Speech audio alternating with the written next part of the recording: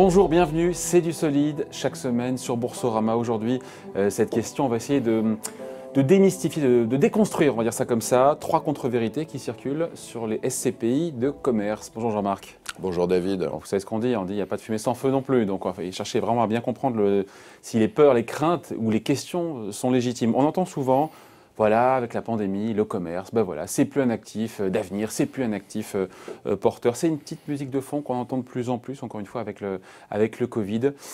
Quel est le fond de vérité là-dedans ?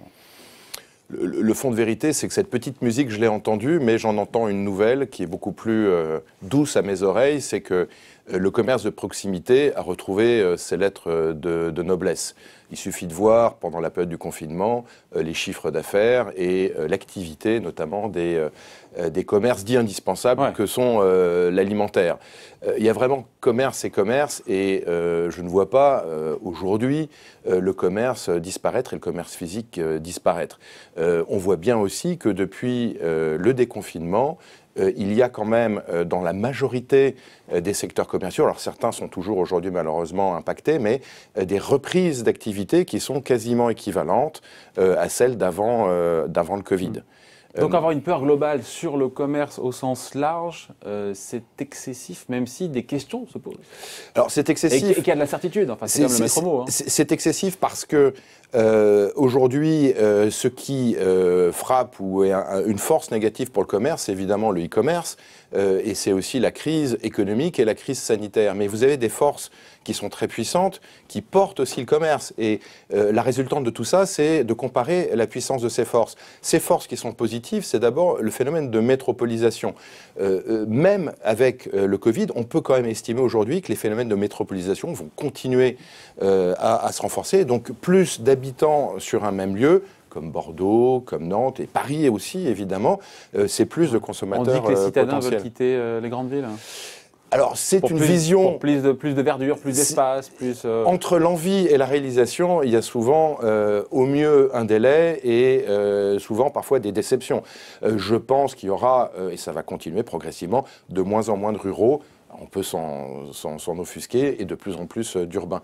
Une autre force aussi qui porte le commerce, notamment de proximité, c'est le fait que dans les grandes villes, on n'utilise plus sa voiture. On ne peut plus aller acheter des meubles suédois. C'est l'enseigne de meubles suédois qui vient s'installer dans la grande ville.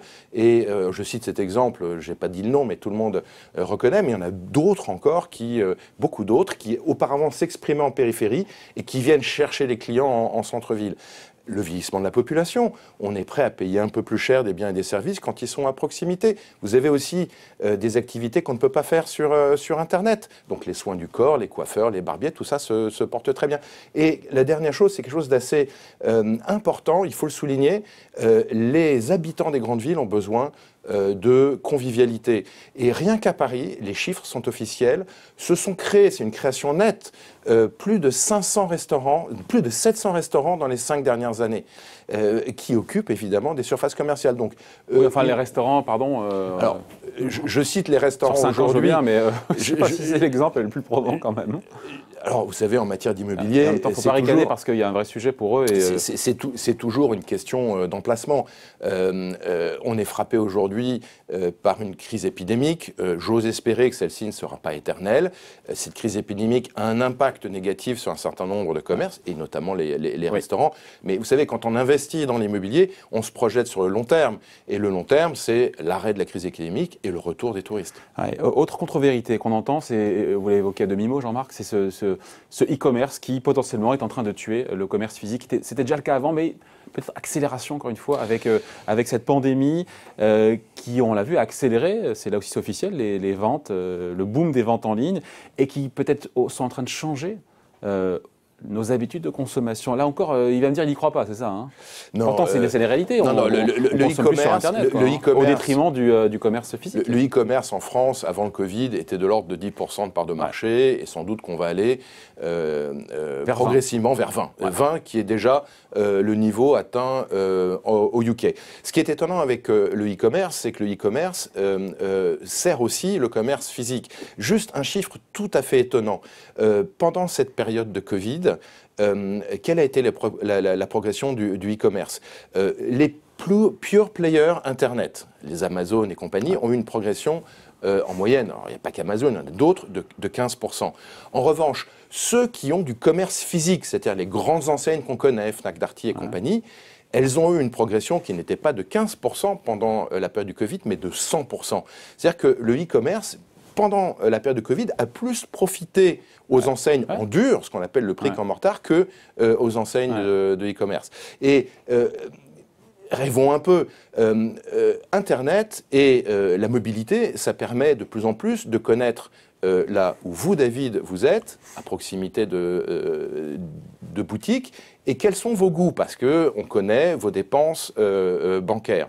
Et demain, le commerce physique va utiliser, je pense, beaucoup plus profondément les outils numériques pour venir vous interpeller alors que vous êtes à proximité d'un magasin de cravates en disant « on a l'affaire qui est celle faite pour vous, avec la cravate que vous aimez, avec une offre commerciale intéressante. C'est pour ça qu'il pense surtout à lui-même, parce qu'il est plus cravate que moi, l'ami Jean-Marc. Bon, c'est un mauvais exemple. C'est vrai. Bon, dernière contre-vérité, quand on voit les foncières commerciales, c'est ce qu'on entend, on dit voilà, les foncières commerciales, Unibail, Clépierre qui sont cotées en bourse, mais elles se font dézinguer. Et on se dit, mais les CPI vont pas y couper aussi. Et là où il va me dire, pas forcément, c'est ça?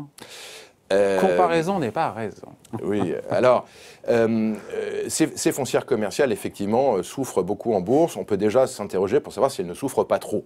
Peut-être qu'on peut estimer qu'il y a une sorte d'autisme de la part d'un certain nombre d'acteurs qui, aujourd'hui, ne veulent pas entendre parler oui, mais le parallèle entre les foncières cotées et les CPI. Alors ensuite, ces foncières cotées qui souffrent beaucoup, elles ont différentes classes d'actifs. Unibail, c'est des grands centres commerciaux régionaux qui souvent sont situés à des hubs de transport et qui souffrent aujourd'hui évidemment de la moindre utilisation des transports en commun et aussi peut-être d'une sorte de peur inconsciente d'être dans un espace fermé. Le commerce qui est à l'air libre, vous avez donc des retail parks, lui fonctionne bien. Le commerce dont je parlais tout à l'heure, c'est-à-dire le commerce de proximité dans les grandes villes, fonctionne bien aussi. Donc il ne faut pas non plus comparer, comparaison n'est pas raison, comparer des choses qui ne sont pas comparables. Il y a différentes classes de commerce qui, pour des raisons conjoncturelles, aujourd'hui souffrent peut-être plus que d'autres. Et donc on finit là-dessus, mais aux détracteurs qui nous disent, qui prédisent la fin du commerce, vous admettez qu'il y a quand même des incertitudes, mais que le pire n'est pas certain non plus, quoi. Aujourd'hui, on est dans une situation de crise pandémique, peut-être de crise économique. Quand va-t-on retrouver le niveau de 2019? Est-ce que ça sera en 2022? Mais malgré tout cela, nous sommes des strong believers du commerce, pour prendre une expression anglo-saxonne, parce que les fondamentaux, la métropolisation, le vieillissement de la population, le moindre recours à la voiture, le besoin de proximité, de convivialité, sont des forces puissantes qui, de notre point de vue, soutiennent le commerce durablement. Eh bien, l'avenir nous le dira. Merci beaucoup, Jean-Marc. Merci, David. Et rendez-vous la semaine prochaine pour un nouveau numéro de C'est du solide sur Boursorama.